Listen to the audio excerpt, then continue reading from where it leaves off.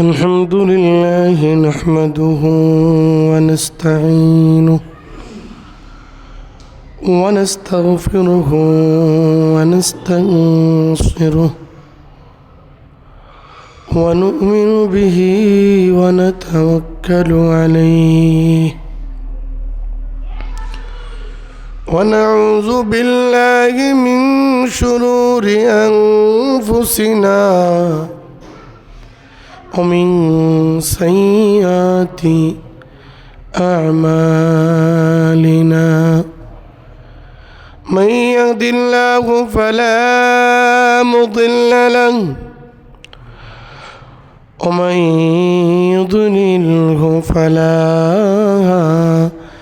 هادي له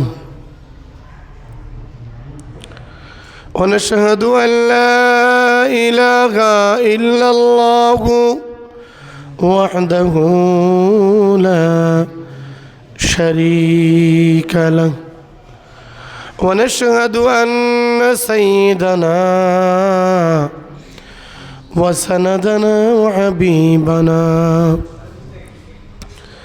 وحبيب ربنا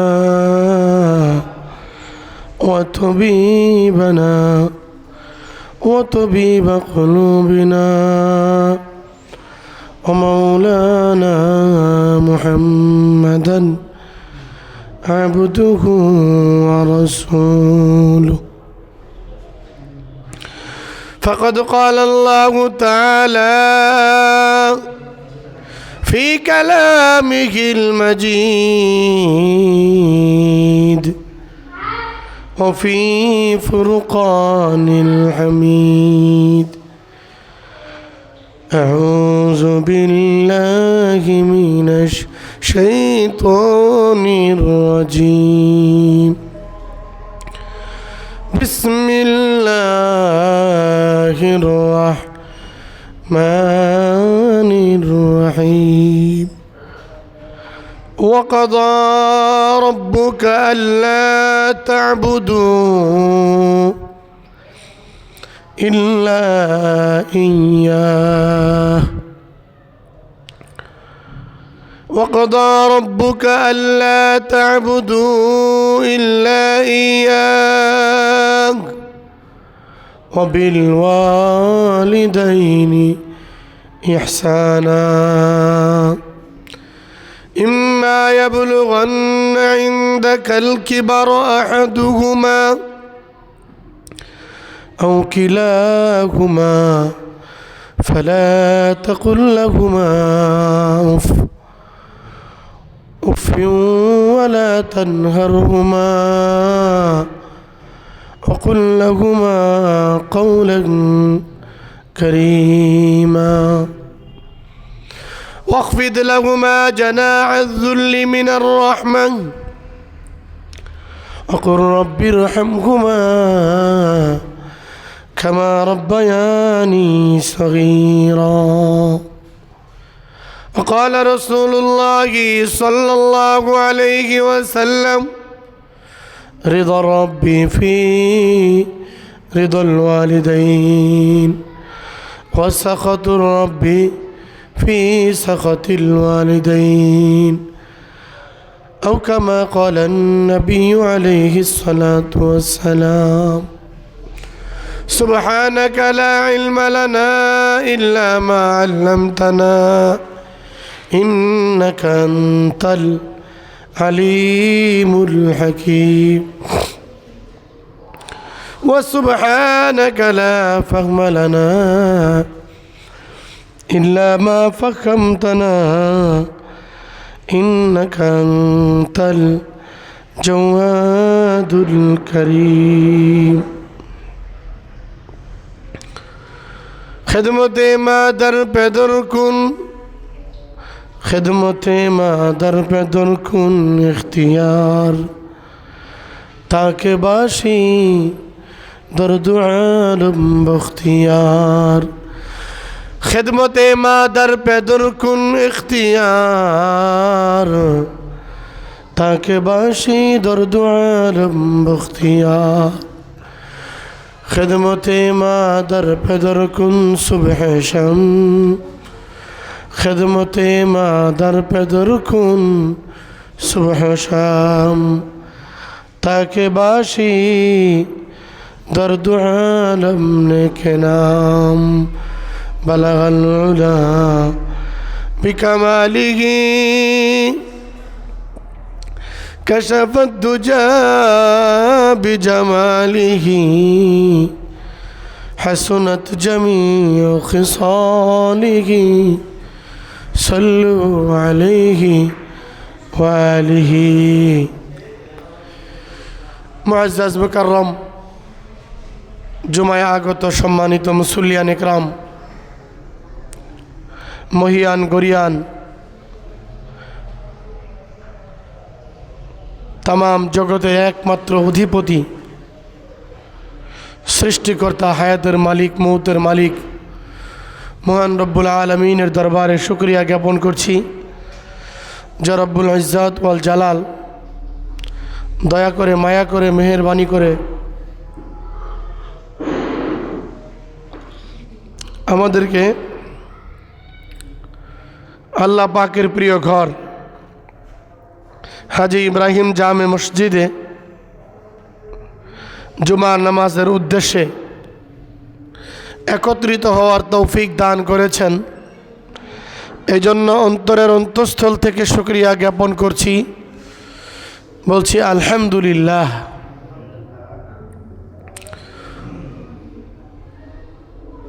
সম্মানিত হাজিরিন, কুরআনুল করিমের 15 নম্বর পারার সূরা বনী ইসরাইল থেকে দুইটা আয়াত তিলাওয়াত করেছি। নবীজি সাল্লাল্লাহু আলাইহি ওয়াসাল্লামের অসংখ্য হাদিস থেকে একটা হাদিস তিলাওয়াত করেছি যার সারমর্ম বিষয়বস্তু হচ্ছে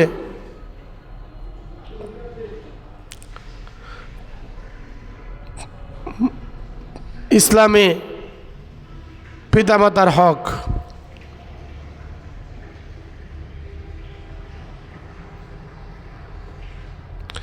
আল্লাহ তাআলা যদি চান কোরআন ও হাদিস থেকে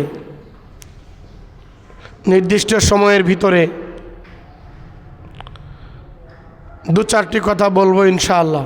বক্তা শ্রোতা সকলকে আল্লাহ তাআলা আমলের নিয়তে ইখলাসের নিয়তে বুঝার এবং শোনার তৌফিক দান করেন, সকলেই বলি আমিন। সম্মানিত হাজিরিন, এই পৃথিবীতে আমরা কেউ মাটি ফেরে বের হয়ে আসি নাই। আসমান থেকেও হঠাৎ মানবাকৃতি নিয়ে দুনিয়ার ভিতরে আবির্ভাব হইনি। হাওয়া বাতাস থেকেও আমরা আবির্ভাব হইনি। একমাত্র আল্লাহ পাকের দয়ায়, আল্লাহর মহান হুকুমে, আল্লাহর গোলামি করার জন্য এই স্বীকৃতি প্রদান করে মা এবং বাবার মাধ্যম দিয়ে আমরা দুনিয়ায় আবির্ভূত হয়েছি।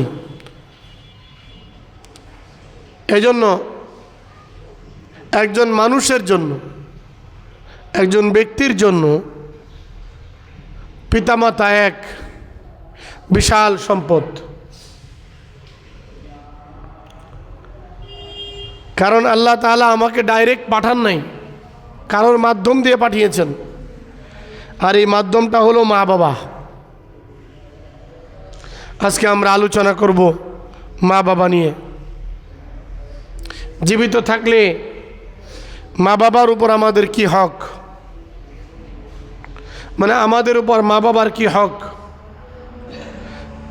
এবং মৃত্যুবরণ করলে আমাদের উপর মা বাবার কয়টা হক থাকে,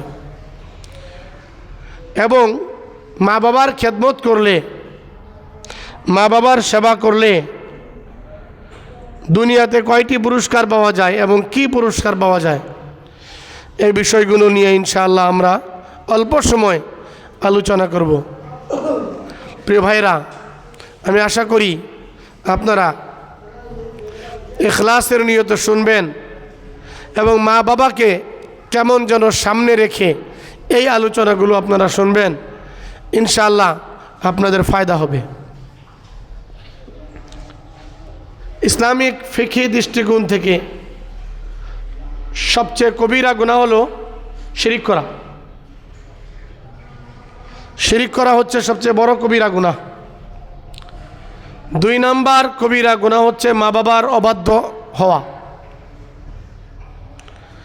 মা বাবার অবাধ্য হওয়া শুধু অপরাধ না, মা বাবার অবাধ্যচারণ করা শুধু অপরাধ না, বরং ইসলামের দ্বিতীয়তম অপরাধ এটা। 1 নাম্বার অপরাধ হওয়া হলো আল্লাহ পাকের অবাধ্য হওয়া। আমাদেরকে সৃষ্টি করেছেন কে? আল্লাহ। সৃষ্টিকর্তা না মানা, সৃষ্টিকর্তার সাথে কাউকে শরিক করা, আমাদের খালেক, আমাদের তৈরিকারী যিনি, তার সাথে কাউকে শরিক করা হচ্ছে সবচেয়ে বড় কবিরা গুনাহ, শিরক। ফিকহি দৃষ্টিকোণ থেকে দ্বিতীয়তম কবিরা গুনাহ হচ্ছে আব্বু আম্মুর সাথে খারাপ আচরণ করা, অবাধ্য হয়ে চলা। একটা কথা এখন মিসআন্ডারস্ট্যান্ডিং সমাজের ভিতরে আছে যে এখন আমি বড় হয়েছি, সিদ্ধান্ত আমারটা আমার, আমি কি করব, পড়াশোনা করব কি করব না। এই হাদিসের মধ্যে কোথাও এমন নেই যে বা এই মাসআলার ভিতরে কোনো এরকম কথা নেই যে 12 বছর বয়স থেকে তোমার আর মা বাবাকে মানতে হবে না। বরং মৃত্যু পর্যন্ত মা বাবা যতদিন বেঁচে থাকেন ততদিন পর্যন্ত মা বাবার হুকুম মানা সন্তানের উপর আল্লাহর পরে এটা ফরজ। যদি মা বাবা কোনো শিরকি কথা না বলেন, ফরজ বিধান আদায় করতে নিষেধ না করেন, তাহলে মা বাবার কথা মানাটা অত্যন্ত জরুরি। আপনারা ইতিপূর্বেও এই ঘটনা শুনেছেন, বুখারীর ভিতরে এই ঘটনা আনছেন। জুরাইজ রহমতুল্লাহ আলাই, যিনি একজন বিশাল বুজুর্গ ছিলেন, বুজুর্গের অবস্থা এমন হইতো যে ইবাদত করার জন্য তিনি আলাদা একটা জায়গায় চলে যাইতেন, জঙ্গলে চলে যাইতেন।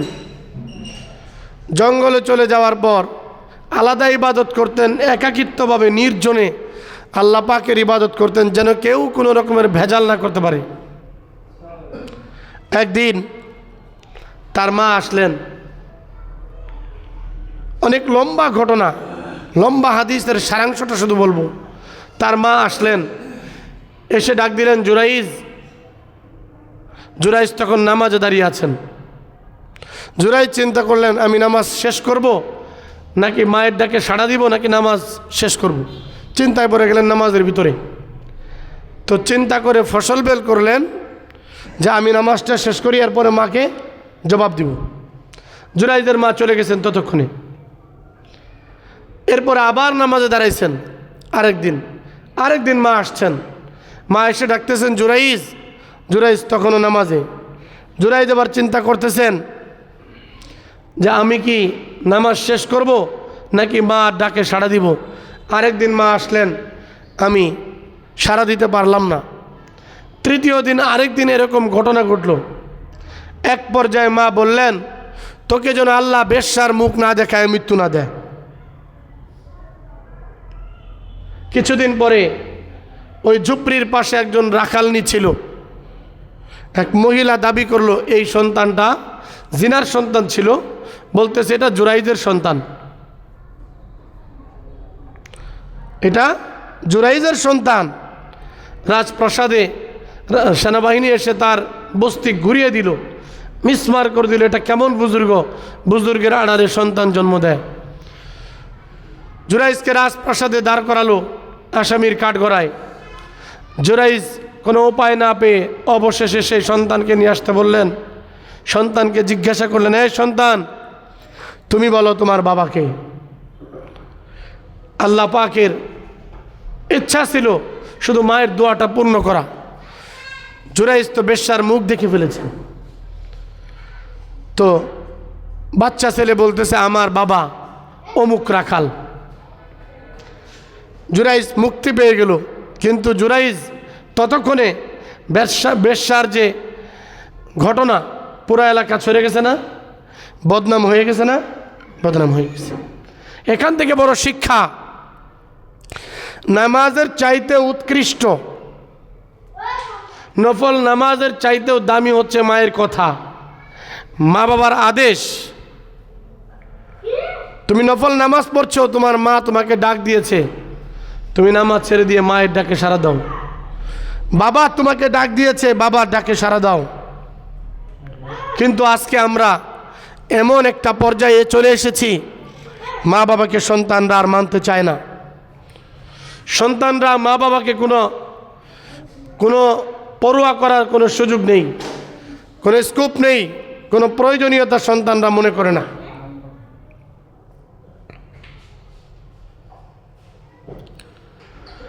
দুঃখ এবং আফসোসের বিষয় হলো, কোরআন শরীফের ভিতরে আল্লাহ তাআলা ইরশাদ করেছেন,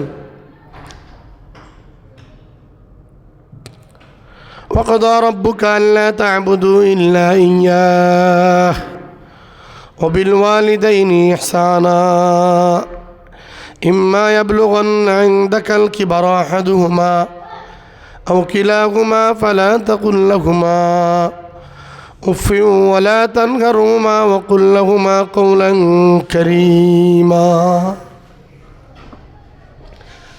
আল্লাহ তাআলা আদেশ করেন, وَقَضَى رَبُّكَ, এ বান্দা, এটা ফয়সালা হয়ে গিয়েছে, এটা নিরসন হয়ে গিয়েছে, হুকুম চলে এসেছে, বিধান চলে এসেছে, ফরজ হয়ে গিয়েছে, একমাত্র ইবাদত করবা আল্লাহ তাআলার। ওয়াকদা রব্বুক, ফয়সালা হয়ে গিয়েছে, তুমি তোমার ইবাদত করবে তোমার রবের। সর্বপ্রথম তুমি তোমার ইবাদত করবে তোমার রবের। ঘুম থেকে ওঠার পরে তুমি তোমার রবের কুদরতি পায়ে সেজদায় পড়ে যাবা, ফজরের নামাজটা আদায় করবা। ফজরের নামাজটা আদায় হয়ে গেলে ওয়াবিল ওয়ালিদাইনি ইহসানা, আল্লাহ তাআলা ডাক দিয়ে বলেন, তুমি তোমার মা বাবার প্রতি ইহসান করো। তোমার যখন ফরজটা আদায় হয়ে যায়, ফরজ আদায় হওয়ার পরে দ্বিতীয় তোমার আদেশ হলো তোমার মা বাবার প্রতি ইহসান করা। وبالوالدين إحسانا إما يبلغن عندك الكبر أحدهما أو كلاهما فلا تقل لهما أف ولا تنهرهما وقل لهما قولا كريما।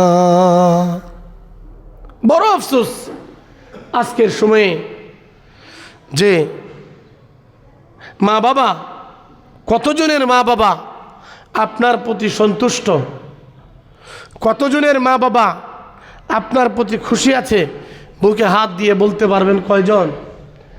আল্লাহ এরকম ডাইরেক্টলি বলে দিয়েছেন, ফয়সালাটা হয়েছে, ইবাদত করব কার ভাই? জোরে বলেন, ইবাদত করব কার? কেমনভাবে ইবাদত করবা এখানে আল্লাহ তাআলা বলে নাই। রুকু কেমনে করবা, সেজদা কেমনে করবা, উঠবা কেমনে, বসবা কেমনে, কোনো কিছু আল্লাহ তাআলা বলেন নাই।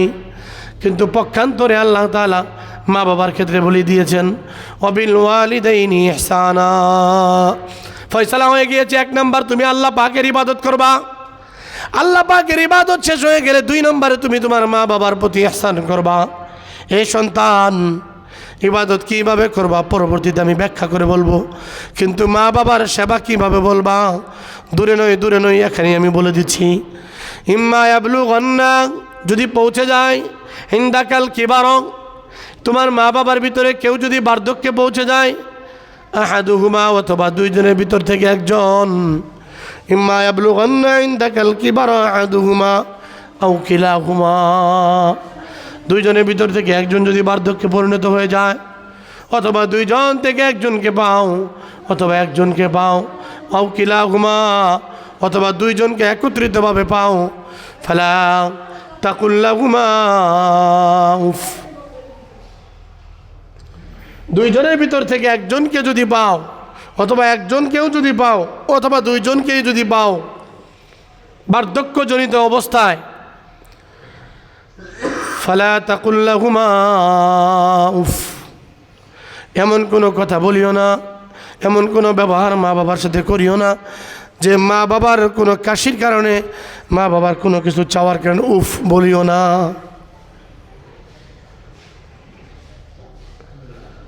উফ বইলো না তুমি। তোমার আব্বা আম্মা বৃদ্ধ বয়সে কাশবে তোমার রুমে, সুন্দরী স্ত্রী নিয়ে তুমি ঘুমাবে, তোমার স্ত্রী বলবে তোমার মায়ের খেলর জ্বালা আর ভাল লাগে না, তুমি বললো না মা উফ আর সহ্য হচ্ছে না, এরকম বলিও না বাবা। তোমার আমল, তোমার হজ, তোমার মসজিদ, তোমার মাদ্রাসা, তোমার মুফতি, তোমার উলামা, তোমার কিতাব পড়ানো সব বরবাদ হয়ে যাবে মুহূর্তে। একজন কাঠুরিয়ার গল্প শোনে, একজন কাঠুরিয়ার গল্প। একজন কাঠুরিয়া, বাবাও কাঠ কাটতো, ছোট্ট ছেলে মাত্র 6-7 মাস বয়সে রেখে বাবা মৃত্যুবরণ করেছে।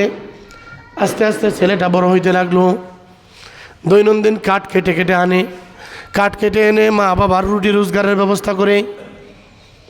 হঠাৎ একদিন বড় যখন সময় ঘনিয়ে আসলো, মা ডাক দিয়ে বলতেছে বাবা দীর্ঘদিন যাবৎ তুমি কাঠ কাটো, এখন তোমার বয়সে উপনীত হয়েছ, তোমার বিয়ের প্রয়োজন। মা বিয়ে করিয়ে দিয়েছেন সুন্দরী একটা স্ত্রী দেখে। একদিন কাঠ কাটতে যাওয়ার সময় স্ত্রীকে বলতেছে সকালবেলার খাবারটা নিয়ে গেলাম, দুপুরবেলা আমি আর আসবো না, ওই কাঠ বাগানে আমার জন্য খাবারটা পৌঁছায় দিও। স্ত্রী দুপুরবেলা খাবার আর পৌঁছায় নাই, পেটের ভিতরে বহুত যন্ত্রণা, ক্ষুধা। বিকালবেলা কাঠ কেটে কাঠ বিক্রি করে চাল ডাল কিনে বাড়ির দিকে রওনা করেছেন। বাড়ির দিকে রওনা হওয়ার পর যখন বাড়িতে এসেছেন, স্ত্রীকে ডাক দিয়ে বললেন কি ব্যাপার, দুপুরবেলা খাবার নিয়ে গেলে না কেন? আমার জন্য খাবারের ব্যবস্থা নিয়ে আসো, খাবার নিয়ে আসো। স্ত্রী ডাক দিয়ে বলতেছেন আজকে কোনো খাবার রান্না করি নাই, তুমি তোমার মায়ের কাছে গিয়ে খাবার খাও। মেজাজটা খিটখিটে হয়ে আছে, একদিকে প্রচুর ক্ষুধা, দুপুরবেলা স্ত্রী খাবার নিয়ে যায় নাই, সন্ধ্যাবেলা আসছে খাবার বাজার করে নিয়ে আসছে। স্ত্রী বলতেছে কোনো কিছু আমি রাঁধতে পারবো না, আজকে কোনো রান্না করি নাই, তুমি তোমার মায়ের কাছে গিয়ে খাবার খাও। স্ত্রীকে ডাক দিয়ে বলতেছে ব্যাপারটা কি, কেন রান্না করো নাই? বলে তুমি প্রত্যেক দিন কাঠ কাটতে যাওয়ার পরে তোমার মা আমার সাথে ঝগড়া করে, প্রত্যেক দিন আর ঘেনর ভাল লাগে না, যাও যাও, আজকে আমি সিদ্ধান্ত নিয়েছি এক মুঠ চাউল পর্যন্ত আমি পানিতে ভিজাবো না, চুলার ভিতরে আমি ততক্ষণ পর্যন্ত আগুন দিব না যতক্ষণ পর্যন্ত তুমি তোমার মা আর আমার মাঝে ডিসাইড না করবে, ফাইসালা না করবে। এই বাড়িতে হয়তো তোমার মা থাকবে, হয়তো বা আমি থাকবো। কাঠুরিয়া ডাক দিয়ে বলে আমার মাথার ভিতরে রক্ত চলে আসলো, মুহূর্তের ভিতরে রাগ উঠে গেল। স্ত্রীকে বললাম মা কোথায়? স্ত্রী ডাক দিয়ে বলে ওই যে বাড়ির পিছনে কাঠের টুকরাগুলো জমা করে আগুন লাগিয়ে, শীতের কারণে আগুন তোহাচ্ছে। ছেলেটা আবার খুব রাগ উঠে গেছে, দৌড়ায় গেছে মায়ের কাছে, যাই দেখে ঠিক মা হাঁটু সাঁটু হয়ে জড়ো হয়ে আগুনের তাপ নিচ্ছে। পিছন থেকে ছেলেটা অত্যন্ত রাগান্বিত হয়ে জোরে একটা লাথি মেরেছে মাকে। মা উবুধ হয়ে মুহূর্তের ভিতরে আগুনে পুড়ে মৃত্যুবরণ করেছে। ছটাস করে ছেলের মাথার ভিতরে বুদ্ধি চলে আসছে, এটা কি করলাম, এটা কি করলাম, মাকে আঘাত করলাম কেন? আগুন থেকে টান দিয়ে দেখে মার শরীরের ভিতরে আর কোনো নিঃশ্বাস নেই, মা মৃত্যুবরণ করেছে। মাকে এবার আস্তে আস্তে এনে কেঁদে কেঁদে মাকে আনছেন, আনার পরে ধোয়াইছেন, জানাজা দিয়েছেন। জানাজা দেওয়ার পরে তার মনের ভিতরে আক্ষেপ, এমন কাজটা কেন করলাম, এমন কাজটা কেন করলাম, কী জন্য এমন কাজ করলাম, মাকে এত বড় কষ্ট কেন দিলাম? মা 10 মাস 10 দিন পেটের ভিতরে লালন পালন করেছে, ছোট্ট শিশু রেখে মা বাবা মৃত্যুবরণ করেছে। মা আমার জন্য বিবাহ পর্যন্ত করে নাই।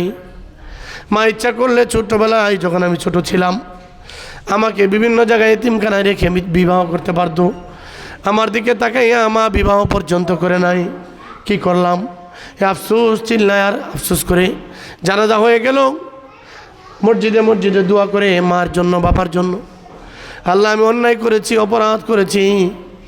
এক পর্যায়ে লোকটা যখন যেই পা দিয়ে যখন হাত লাথি মেরেছে, আফসোসের একটা পর্যায়ে গিয়া কষ্টের কারণে তওবার দিকে তাকায়া নিজের পা নিজে কোরআন দিয়ে কেটে ফেলেছে।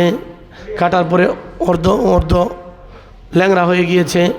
এরপরেও নিজেকে নিজে বুঝাইতে পারে না, কেন আমি এই কাজটা করলাম? আমাকে কি আল্লাহ মাফ করবে নাকি? মাকে লাথি মেরেছি, এই পা আল্লাহ জাহান্নামে দিবে, এই জন্য নিজের পা নিজে কেটে ফেলেছে। মনটা মিটে না, মনের ভিতরে আফসোস, হায় রে মাকে মারলাম, মাকে আঘাত করলাম, মা আমার জন্য জিন্দগিটা বরবাদ করে দিয়েছে, জীবনের জীবন যৌবন শৌর্য বীর্য সব কুরবানি করে দিয়েছে। আমার জন্য মা এত কষ্ট করেছে। বাড়িতে এসেই জানাজা পড়ানোর পূর্বে স্ত্রীকে 3 তালাক দিয়ে বিদায় দিয়েছে, নিজের পাটা কেটে ফেলেছে। এবার চিন্তা করতেছে, এই চোখ দুটা দেখা মাকে লাথি মেরেছি, মা মৃত্যুবরণ করেছে, এই 2টা চোখ আমি আর রাখবো না। নিজে আঙ্গুল ঢুকায় দিয়ে 2টা চোখকে অন্ধ করে ফেলেছে। চোখকে অন্ধ করার পরে একদিকে অন্ধ, আরেকদিকে পাটা কাটা। লোকের মারফতে বাইতুল্লাহর পাশে গিয়ে মাকামে ইব্রাহিমের পাশে চলে গেছে। প্রত্যেক বছর হাজিরা দেখে এই অন্ধ এবং ল্যাংরা প্রত্যেক বছর শুধু হাত 2টা তুলে তুলে কাঁদে। একজন আল্লাহর ওলি ডাক দিয়ে বলে, কি ব্যাপার? আজকের থেকে প্রায় 15-20 বছর যাবত আমি হজ করতে এসে তোমাকে দেখি এই জায়গায় তুমি শুধু কাঁদো, চিৎকার করে করে মা মা বলে চিৎকার করো, আর আল্লাহকে বলো, আল্লাহ আমাকে মাফ করে দাও, আমার জিন্দেগির গুনাহ মাফ করে দাও, আমার অপরাধ তুমি ক্ষমা করবানি আল্লাহ। এই চিৎকার করে করে তুমি প্রত্যেক বছর কাঁদো। এ বান্দা, কি এমন অপরাধ করেছ? হাত কাটা, চোখ 2টা তোমার নাই, কি অপরাধ করেছো? যার চোখ নাই তার তো এমনি গুনাহ নাই, যার পা নাই সে তো হেঁটে যেতেই পারে না, তাহলে কি করে তোমার এত গুনাহ হলো? কি এমন অপরাধ করেছো? এত চিৎকার করো কেন? এত কান্না করো কেন? প্রত্যেক বছর তোমাকে এসে দেখি তুমি 2 হাত তুলে লম্বা সময় ধরে রুনা জারি করো, চিৎকার করে করে আল্লাহকে বলো, আল্লাহ আমাকে মাফ করে দাও, ক্ষমা করে দাও, আল্লাহ তুমি আমার জাহান্নামের আগুনে জ্বালায়ও না। আল্লাহর ওলিকে ডাক দিয়ে বলে, কি প্রয়োজন আপনার, কেন শুনবেন? কয়, আমার মন চায়। অন্ধ মানুষ, পাটা কাটা, তোমার কি এমন অপরাধ করেছে? এত গুনাহ, আমার পা 2টা আছে, হাত চোখও আছে, না জানি আমার কত গুনাহ হয়ে গিয়েছে। আল্লাহর ওলি না সুরবান্দা এক পর্যায়ে অন্ধ ব্যক্তি ডাক দিয়ে বলে, আমার গুনাহ শুনবেন? আপনি তো আল্লাহর ওলি মানুষ, একটু মোরাকাবা করে আমার অবস্থাটা আল্লাহর কাছে জানেন। আল্লাহর ওলিকে ডাক দিয়ে বলে, জানেননি আমার বাবা একজন কাঠুরিয়া ছিল, বাবা ছোট্টবেলায় আমাকে রেখে মৃত্যুবরণ করেছে। মা আমার সুখের কথা চিন্তা করে জিন্দেগিতে আর বিয়ে করে নাই। এই মাকে স্ত্রীর প্ররোচনায়, স্ত্রীর কথায় মা আগুনের তাপ নিচ্ছিল। শীতকালে, প্রচণ্ড শীতকাল, মাকে একটা ভালো কাপড় পর্যন্ত দিতে পারি নাই। অনেক ছেলেরা ঢাকা থাকে, অনেক ছেলেরা বিদেশ থাকে, স্ত্রীর নামে ব্যাংক অ্যাকাউন্ট করে, স্ত্রীর নামে ব্যাংকের অ্যাকাউন্ট করে প্রত্যেক মাসে টাকা জমায়, সমিতির ভিতরে সঞ্চয় করে। মা শীতকাল আসছে, সন্তানকে ডাক দিয়ে বলে, বাবা, সন্তানকে টেলিফোন করে, টেলিফোনটা এখনকার ছেলেরা বেশিরভাগ স্ত্রীর কাছে রাখে, টেলিফোন স্ত্রীকে ধরে, স্ত্রী টেলিফোন ধরার পরে মা বলে, বাবা আমার সন্তান কোথায়? স্ত্রী বলে, অমুক জায়গায় গেছে, কিছু বলবেন নি? বলে, না আমার কিছু বলার নাই, সন্তান আসলে বললে একটু ফোন করবে। স্ত্রীও আর বলে না, গাদা সন্তান আর কোনো দিন মাকে টেলিফোন করে জিজ্ঞাসা করে না। আছে না এরকম? নাই? মাস যায়, 20 দিন যায়, 1 মাস যায়, 2 মাস যায়, মা ফোন করে না। আমার কাছে একজন মা, ইতিমধ্যে একজন মা বলছে, 4 মাস পর্যন্ত আমি দূরে ছিলাম, এত বড় বড় সন্তান আমার হুজুর, একটা দিন আমার সন্তানরা টেলিফোন করে নাই। জামাই যখন জিজ্ঞাসা করতো, মা অমুকে ফোন করে নাই, তমুকে ফোন করে নাই, আমি বলতাম ফোন করছিল যখন তুমি বাজারে ছিলা। জামাই হাসে হাসে বলতো, শাশুড়ি মা আমি যখন বাজারে যাই তখনই আপনার ছেলে বুঝি শুধু ফোন করে। কার নাম্বারে ফোন করেছে, কোন নাম্বারে ফোন করেছে, কোথায় ফোন? আপনি মনে করেন অনেকগুলো টাকা দিলে মা খুশি হয়ে যাবে? অনেক শীত বস্ত্র কিনে দিলে মা খুশি হয়ে যাবে না? কখনো কখনো ঠান্ডা মাথায় রাস্তার পাশে গিয়ে স্ত্রী পুত্র সন্তান ছেড়ে মাকে একটু টেলিফোন করেন, মা কেমন আছো, তোমার শরীরটা কী অবস্থা, সকালবেলা কী খেয়েছো, দুপুরবেলা কী খেয়েছো? আপনি জানেন না আপনার জালেম স্ত্রী, অত্যাচারী স্ত্রী মা বারবার অন্যজনকে দিয়ে টেলিফোন দিয়ে মিস কল দেওয়ায়, ফোন করে না, মিস কল দেয়, টেলিফোন দিয়ে কোনো দিন তোমার স্ত্রী ব্যাক করে না। যদিও ব্যাক করে, সন্তান বাথরুমে গেলে বলে আপনার ছেলে ডিউটিতে গিয়েছে, আপনার ছেলের এত এত কষ্ট, এত পরিশ্রম, মাথার ঘাম পায়ে ফেলে ঋণ পরিশোধ করতে পারে না, কোথায় থেকে আপনাকে চাদর কিনে দিবে, কেন এত ঠান্ডা লাগে, আগুনের পাড়ে গিয়ে আপনি বসে থাকতে পারেন না, বলেন এমন বলে? আপনার মা, আপনি একবার খোঁজ নিয়ে দেখেন, এই মসজিদের ভিতরে যারা মুসল্লি আছে তাদের ভিতরে এমন পাওয়া যায় যারা ফোন করতে দেরি করলে মা আক্ষেপ করে আর বলে, বাবারে একটা মিনিট যদি ফোন করতি। এই সন্তান বাইতুল্লাহর পাশে বারবার ডাকে, আল্লাহর ওলি মুরাকাবায় বসে গেছে। পুরা ঘটনা শোনার পরে মাকামে ইব্রাহিমে 2 রাকাত নামাজ আদায় করে মুরাকাবায় বসে গেছে। হুজুর, মুরাকাবা আবার কী জিনিস? মুরাকাবা এমন জিনিস, সাধারণ জিনিস দিয়ে বোঝায়। একজন ব্যবসায়ী 30 বছর যাবৎ ব্যবসা করেন, তাকে গিয়ে বলেন চৌরাস্তায় আমি অমুক একটা দোকান দিতে চাই। ব্যবসায়ী কিছুক্ষণ ধিম মেরে বসে থাকে, চিন্তা করে ঠান্ডা মাথায় আর পরে বলে ওই জায়গায় ব্যবসাটা হবে না, ওখানে পেগাসাস কোম্পানি আছে, 200 টাকায় জুতা দেয়, তোমার 800 টাকার জুতা ওখানে চলবে না, না না ওখানে দিও না, তুমি বুট বাজারে দাও। যদি আপনার জোর করে ওখানে দোকান দেন, সফলতা আসলেও সফলতা আপনার টিকবে না। এটাই মুরাকাবা। জুমার দিন মুসল্লিরা মুরাকাবা বেশি করে, ঠিক না? জুমার দিন মুসল্লিরা মুরাকাবা বেশি করে। যাই হোক, আল্লাহর ওলি মুরাকাবাই যে আল্লাহর সাথে পরামর্শ করছেন, ওগো আল্লাহ, এই বান্দা 15-20 বছর যাবত এইভাবে কাঁদতেছে। আল্লাহ তাআলা মুরাকাবার ভিতরে ইলহামের মাধ্যমে আল্লাহর ওলির হৃদয়ের ভিতরে কথা ঢেলে দিয়েছেন। এ আল্লাহর ওলি শুধু 15-20 বছর নয়, 15-20 হাজার বছরও যদি বাইতুল্লাহ বসে বসে কাঁদে, তবুও আমি আল্লাহ তাআলা তাকে মাফ করব না। তার মার সাথে সে বেয়াদবি করেছে, কোটি বছরও যদি সে কাঁদে, আল্লাহ তাআলা মাফ করবেন না যতক্ষণ পর্যন্ত তার মা না মাফ করবে। আল্লাহর ওলি দৌড় দিয়ে এসেছে, এ বান্দা, মাকামে ইব্রাহিম নয়, কাবার গিলাফ জড়ায় ধরে যদি তুমি কান্দো, তবু আল্লাহ মাফ করবে না। যাও যাও, তোমার মায়ের কবর কোথায়? কবরের পাশে যাও, কবরের পাশে গিয়া তোমার মাকে সালাম দিয়ে বলো, মারে ভুল করেছি, অন্যায় করেছি, অপরাধ করেছি। তোমার মা তোমার কথা শুনতে পান, তোমার মায়ের আত্মা কবরের ভিতরে থাকে, কবরের ভিতরে হয়তো ভালো অবস্থায় থাকে, হয়তো মন্দ অবস্থায় থাকে। যার যার মা নাই, একবার চিন্তা করে দেখেন, কতদিন হয়ে গেল মার কবরের পাশে আপনি যান না, কতটা বছর হয়ে গেল মায়ের কবরের পাশে আপনি যান না। মা শবে বরাতের রাত্রে, শবে কদরের রাত্রিতে আপনার দরজায় এসে বলে, এই ঘরটা আমার ছিল, এই যে খাটটার ভিতরে বসে বসে টেলিভিশন দেখতেছো, এই টেলিভিশনটাও আমার কিনা ছিল, এই খাটটা আমার বাবা আমার বিয়েতে দিয়েছিল।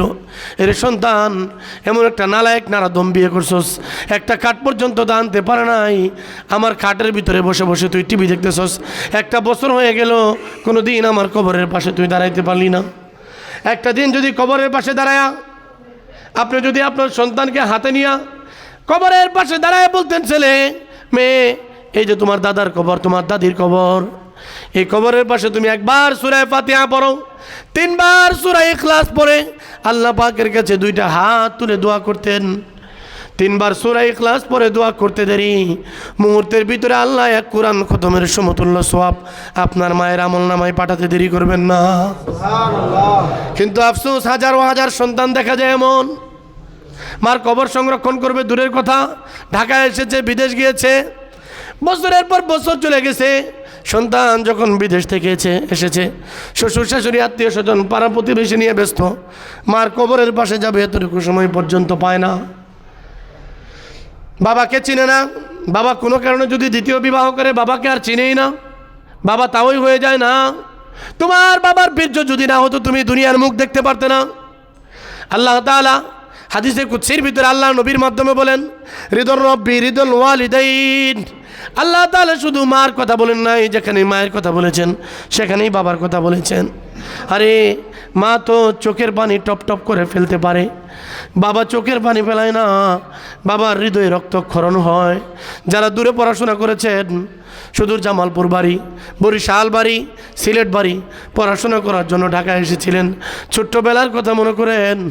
মা যখন বাড়ি থেকে আসতেন বারবার আঁচল দিয়ে মুছতো, বাবা অন্যদিকে তাকায় থাকতো। কারণ বাবা জানেন আমি যদি চোখের পানি ফেলাই ছেলে আর মাদ্রাসায় যাবে না, ছেলে আর স্কুলে যাবে না, ভার্সিটিতে যাবে না। বাবার হৃদয়ে রক্তক্ষরণ হতো।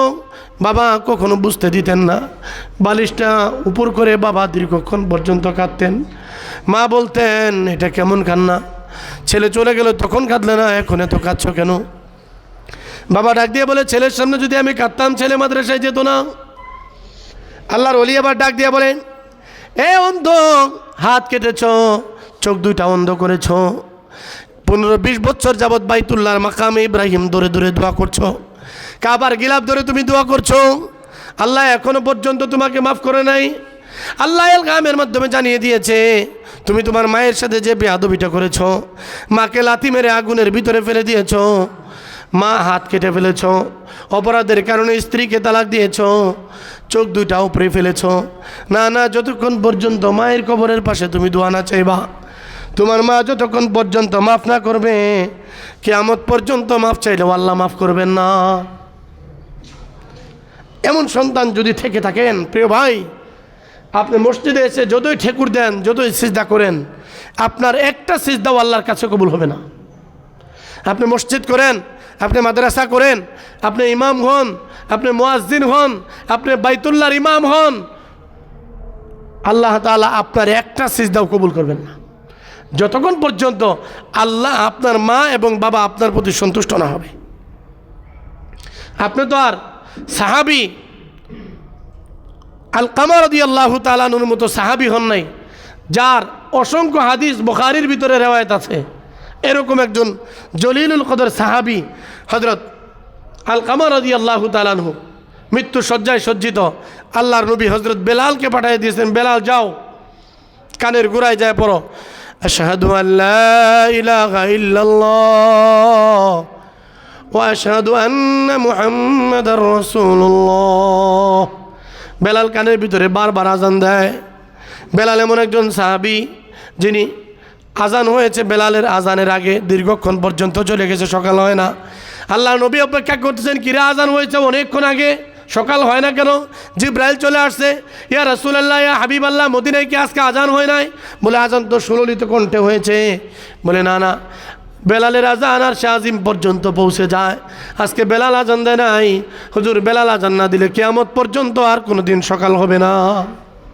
বেলাল যায় ডাক বলে আলকামা কালিমা পড়ো। আলকামা কালিমা পড়তে পারে না। এমন সময় আল্লাহ নবীর কাছে সংবাদ আসছে। আল্লাহ নবী বুঝতে পেরেছেন নিশ্চয়ই কোনো ঘটনা আছে। এ আলকামার মা বাবা বেঁচে আছে নাকি? বলে হ্যাঁ ইয়া রাসূলুল্লাহ, আলকামার মা বেঁচে আছে, বাবা মৃত্যুবরণ করেছে, মাকে ডাকো। মাকে ডাক দিয়ে বলে কি ব্যাপার, আপনার বাড়ি কোথায়? বলে আমার বাড়ি অনেক দূরে।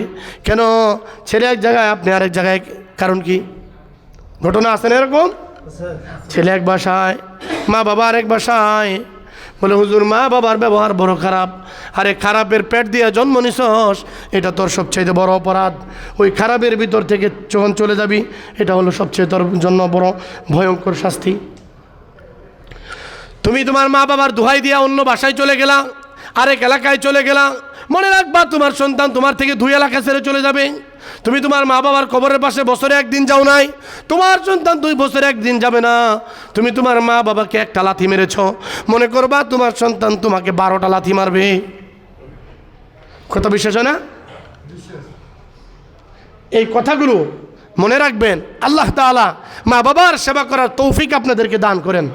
লম্বা ঘটনা যদি বলি শেষ হবে না, জুমা 2টা 5টা চলে যাবে। মা বাবার ঘটনা, মা বাবার খেদমত, মা বাবার সেবা কি জিনিস আপনারা মোটামুটি সবাই ভালো করে জানেন, কিন্তু মনে রাখেন না ভাই। আপনারা যারা বিবাহ করেছেন, বিশেষ করে যারা বিবাহ করেছেন তারাও বাদ, যাদের একটা সন্তান হয়েছে, ওই সন্তান কি করে মা বাবার অবাধ্য হইতে পারে, আমি এটা আমার মাথায় ধরে না। আমি যদি বিজ্ঞানী হইতাম জ্ঞান আবিষ্কার করতে পারতাম, তাহলে আমি বুঝাইতে পারতাম যে আপনাদেরকে কিভাবে আপনি মা বাবার অবাধ্য হন। আপনার স্ত্রী যেদিন আপনার কাছে এসেছিল সেদিন পেটটা ফাটা ছিল? পেটের ভিতরে কোনো দাগ ছিল? সন্তানটা যেদিন দুনিয়ায় এসেছে আপনার স্ত্রীর পেটটা জুলি খেতার মতো হয় নাই? এরপরে আপনি কি করে মা বাবার অবাধ্য হন? আপনি কি জুলি খেতা না বানায় দুনিয়ায় এসেছিলেন? আপনার একটা সন্তান যখন এসেছে তখন তো আপনার বোঝা উচিত আপনার স্ত্রী রাতের বেলা লাফ দিয়ে উঠে পড়েছে, খাইতে পারে না, খাবার নিয়ে বসেছে, এত সুন্দর রান্না, এক লোকমা মুখে নিয়েছে, বলে আমি খাবো না। কেন? আমার রুচিতে কুলাচ্ছে না। এমন সময় লাফ দিছে, কি হয়েছে? এখানে একটা লাথি মারছে। এই দৃশ্যগুলো দেখার পরে কি করে আপনি আপনার মা বাবার অবাধ্য হতে পারেন? কিভাবে আপনার মা বাবার অবাধ্য হন? মা বাবার অবাধ্য হলে আপনার কোনো ইবাদত আল্লাহর দরবারে কবুল হবে না। রিদল রব্বি রিদল ওয়ালিদাইন, তোমার আল্লাহর সন্তুষ্টি তোমার মা বাবার সন্তুষ্টিতে, ওয়া সাখাতুর রব্বি ফি সাখাতিল ওয়ালিদাইন, তোমার মা বাবার অসন্তুষ্টিতে তোমার আল্লাহর অসন্তুষ্টি। তোমার মা বাবা খুশি, তোমার আল্লাহ খুশি। তোমার মা বাবা তোমার উপর বেজার, তোমার আল্লাহ তোমার উপর বেজার। এক সাংবাদিক সাক্ষাৎকার দিয়েছেন যে আমি বৃদ্ধাশ্রমে গিয়েছি, বৃদ্ধাশ্রমের মায়েদেরকে বলেছি এত কোটি কোটি করি টাকা আপনার সন্তানরা বৃদ্ধাশ্রমে দিয়ে গেছে, সন্তানের জন্য একটা বদদুয়া করেন। সাংবাদিক সাক্ষাৎকারে বলেছেন যে অনেক মাকে আমি ইন্টারভিউ নিয়েছি, কিন্তু কোনো মা তার সন্তানকে বদদুয়া দিতে রাজি হয় নাই। বরং প্রত্যেকটা মা যারা লিখতে পারেন তাদের পাশে খাতা আছে, কলম আছে, শুধু সন্তানরে নিয়ে গল্প। সন্তানদের ছোটোবেলায় কীভাবে খাওয়াইছে, কেমনভাবে লালন পালন করছে, কেমনভাবে জুতা কিনে দিয়েছে। বাবার কাছে একটা জুতা কিনে চেয়েছে ঈদের দিন, বাবা কিনে দিতে পারে নাই, নিজের বাবার বাড়ি থেকে নানির বাড়ি থেকে টাকা নিয়ে আসছে, এসে সন্তানের মনের ইচ্ছা পূর্ণ করে দিয়েছে। এগুলো গল্প লেখা। বাংলাদেশে বৃদ্ধাশ্রমের বিরাট অহরহ চলছে, বৃদ্ধাশ্রম হচ্ছে। প্রিয় ভাই, বৃদ্ধাশ্রম ইসলাম সাপোর্ট করে না। বৃদ্ধাশ্রম ইসলাম সাপোর্ট করে না। একমাত্র সাপোর্টার হলো সন্তান মা বাবার সেবা করবে, এটাই সাপোর্ট। কোনো বৃদ্ধাশ্রম মাকে লালন পালন করতে পারে না, বলে আমার স্ত্রী কেমন, অন্যের মেয়ে কেমন না কেমন করবে। আরে অন্যের মেয়ে তুই পাল্টা, একটা না হয় চারটে পাল্টা, চারটা না হয় তুই 400 পাল্টা, অসুবিধা কি? তোর মা বাবার সেবা করতে হবে। কারণ তোর সন্তান যখন দুনিয়া আসবে, তোর সন্তান থেকে এই কথা বলবে যে আমার অন্যের মেয়ে মা বাবাকে কি সেবা করবে, তার চাইতে আমি বৃদ্ধাশ্রমে রেখে দিই। ইসমাইল আলাইহিস সালাতু ওয়াস সালামের ঘরে এসেছিলেন বাবা ইব্রাহিম আলাইহিস সালাম, এসে বলেছিলেন এই ঘরে কেউ আছো? এমন কর্কশ ভাষায় আওয়াজ দিয়েছে, খারাপ আচরণ করেছে। বলছে এই মহিলা, তোমার স্বামী আসলে বলবা চৌকাঠটা পরিবর্তন করতে। ইসমাইল আলাইহিস সালাতু ওয়াস সালাম বুঝে ফেলেছেন বাবা চৌকাঠ পরিবর্তন করতে বলেছে মানে কি, এই খান্নাস মহিলাকে পরিবর্তন করতে বলেছে। সাথে সাথে বলছে 3 তালাক, যা তুই তালাক। আল্লাহ বলছেন রিদল রব্বি, তোমার মা বাবার, তোমার রবের সন্তুষ্টি, রিদল ওয়ালিদাইন, তোমার মা বাবার সন্তুষ্টির মধ্যে। আঙ্গুর, বেদানা, কমলা নিজে খাও, কর করে বিরিয়ানি খাও, স্ত্রীকে খুশি করার জন্য খাওয়াও, অসুবিধা নাই। কখনো কখনো মা বাবার জন্য নিয়ে যাও। কখনো হঠাৎ বাড়ির পাশে দোকান আছে, 2000 টাকা ফ্যাক্স করে বিকাশ করে বাবাকে হঠাৎ ফোন করবো, বাবা কেমন আছো তুমি? বাবা বলবে ভূতের মুখে রাম রাম, কিরে জীবনে ফোন করেন আজকে জিজ্ঞায়? বাবা অমুক দোকানদারের কাছে 2000 টাকা পাঠিয়ে দিয়েছি, বাবা এটা তুমি নিয়ে মার্কেট করবা তোমার নিজের মন মতো করে। বাবার দিল খুশি হবে না? খুশি হবে না? 14,000, 15,000, 20,000, 30,000 টাকা স্যালারি পান, শাশুড়িকে দিতে পারেন, শালাকে দিতে পারেন, শালার বউকে দিতে পারেন, নিজের ভাতিজাকে দিতে পারে না, এতিম বাগ্নিকে দিতে পারে না, এতিম বোনকে দিতে পারে না, মাকে দিতে পারে না। কপাল পুরা, বদনসিব, হতভাগা। 3 বেলা তোর ভাত জুটে, তোর মা বাবার জন্য একটু চায়ের টাকা জুটে না তোর। আলহামদুলিল্লাহ, আমার জীবনে, এই ছোট্ট জীবনে আমি যতটা পেয়েছি আমার মা বাবার দোয়া। কাবা শরীফের ইমাম ডক্টর আব্দুর রহমান আস-সুদাইসির কথা আপনারা শুনেছেন। তার মা তার জন্য দোয়া করতেন ছোটোবেলায়, যা যখন দুষ্টামি করতেন, যা আল্লাহ তোরে কাবার ইমাম বানায় দেখ। কুরাইশ বংশের না হওয়া সত্ত্বেও আল্লাহ তারে কাবার ইমাম বানিয়ে দিয়েছেন। এই জন্য মায়ের সেবা করা চাই ভাই, মায়ের সেবার বিকল্প নাই, মায়ের খেদমত করতে হবে। আর জান্নাতু তাহতা আকদামিল উম্মাহাত, মা শব্দটা বলছি মানে বাবা বাতিল না। অনেক ছেলে এরকম আছে মায়ের সাথে খুব রিলেশন, গুড রিলেশন, আমাদেরও কখনো কখনো আমি ভাবি আমার মাকে আমি প্রত্যেক দিন ফোন করি, প্রত্যেক দিন, কিন্তু বাবাকে কখনো 15 দিন পরে ফোন করি।